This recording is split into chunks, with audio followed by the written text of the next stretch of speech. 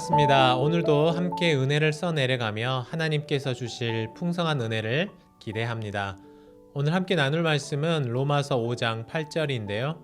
화면을 보면서 읽겠습니다. 우리가 아직 죄인 되었을 때에 예수 그리스도께서 우리를 위하여 죽으심으로 하나님께서 우리에 대한 자기의 사랑을 확증하셨느니라. 아멘. 함께 읽은 말씀을 가지고 아직 죄인이라는 제목으로 은혜를 나누고자 합니다. 집에서 자녀들을 키우거나 또 교회 학교에서 학생들을 가르치다 보면 유독 더 마음이 가는 친구들이 있습니다. 더 많은 것을 알려주고 싶고 더 사랑해주고 싶은 아이들이 있죠. 자녀들도 마찬가지입니다.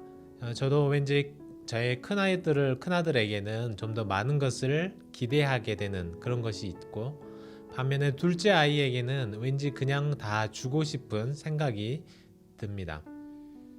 반대로 어떤 아이들은 물론 우리가 목회자로서 똑같은 마음으로 대해야 하겠지만 왠지 얄밉게 마음을 다 써주기가 어려운 친구들이 있는 것이 사실이죠.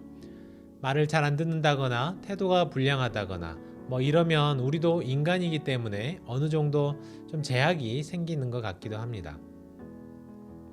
가끔 선거 시즌이 되면 TV에서 재밌는 뉴스들을 보게 되는데요. 자신이 지지하는 후보를 위해서 선거 운동에 적극적으로 참여하는 것을 넘어서 그 사람의 당선을 위해 자기 모든 것을 희생하려는 사람들을 보게 됩니다.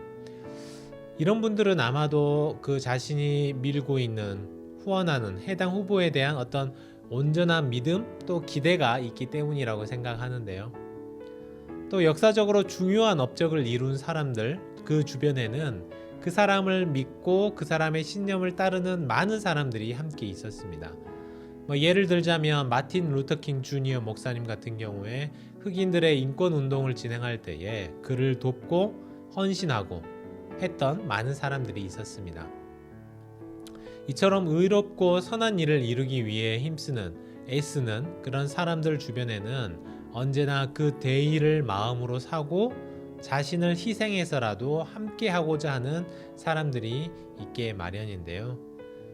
그렇다면 그 반대의 경우는 어떨까요? 누가 보아도 문제가 있습니다.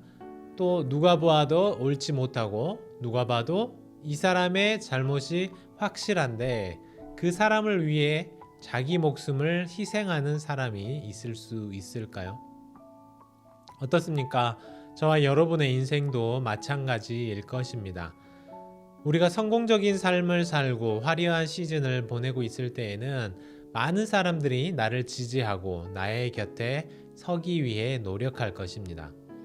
그러나 과연 나의 인생이 가장 밑바닥에 있을 때에 가장 초라한 시간을 보내고 있을 그때에 내 옆에 있어주고 나를 위해 희생해 줄 수 있는 사람이 과연 있을까요? 만일 이런 사람이 내 곁에 있다면 우리는 그 사람을 영원히 버리지 못하고 사랑하게 될 것입니다.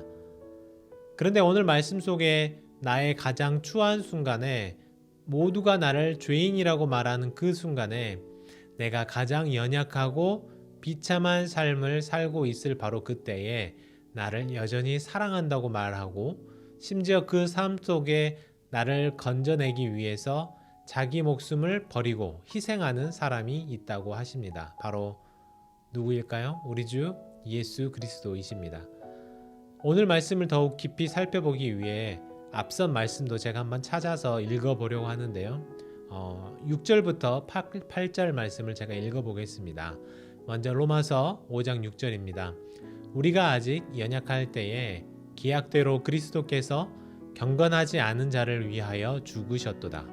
7절 의인을 위하여 죽는 자가 쉽지 않고 선인을 위하여 용감히 죽는 자가 혹 있거니와 8절 우리가 아직 죄인 되었을 때에 그리스도께서 우리를 위하여 죽으심으로 하나님께서 우리에 대한 자기의 사랑을 확증하셨느니라.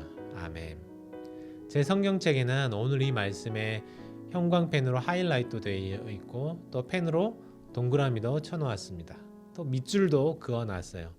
볼 때마다 너무 놀랍고 감사한 말씀이기 때문에 매번 또 다른 체크를 하고 표시를 하고 줄을 그어 놓으면서 묵상했던 기억이 납니다. 하나님께서 나를 택하시고 나에게 구원의 은혜를 베푸신, 또 그런 사랑을 베푸실 만한 이유가 저에게는 아무것도 없다는 것입니다. 인간 이도희라는 작자를 뜯어보니까 한 사람의 목숨을 버릴 만한 인간이 아니었습니다. 세상 누구보다도 연약하고 죄인된 사람이었습니다.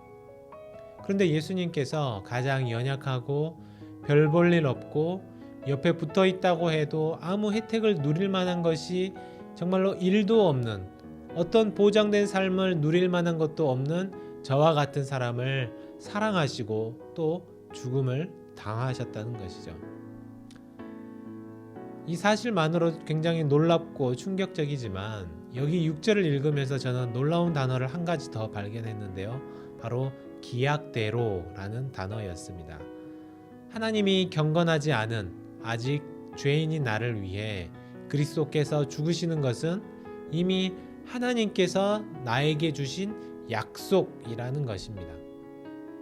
하나님의 언약을 따라서 예수님은 우리를 위해 죽으시고 구원하셨다는 말씀이죠.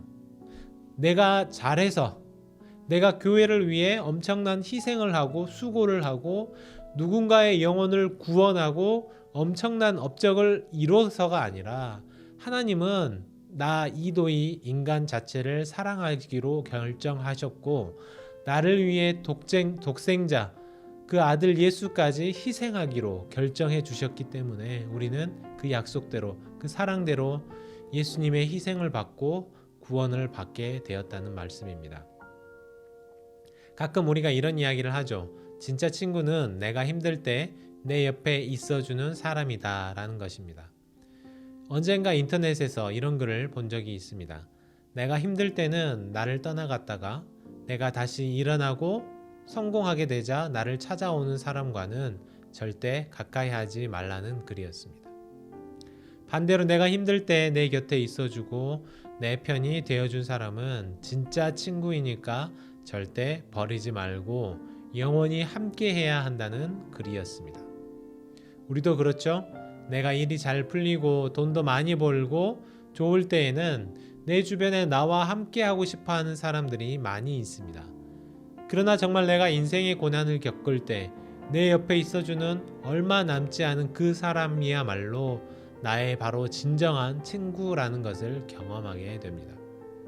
하나님께서는 내가 가장 연약할 때에, 여전히 죄인일 때에 나를 위해 자기 아들까지 희생하셔서 하나님이 얼마나 나를 사랑하시는지를 확증하셨습니다.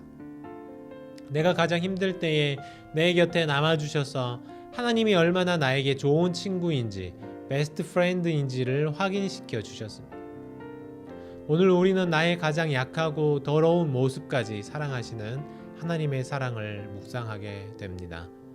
나를 위해서 생명까지 버리신 그리스도의 사랑을 경험하게 됩니다.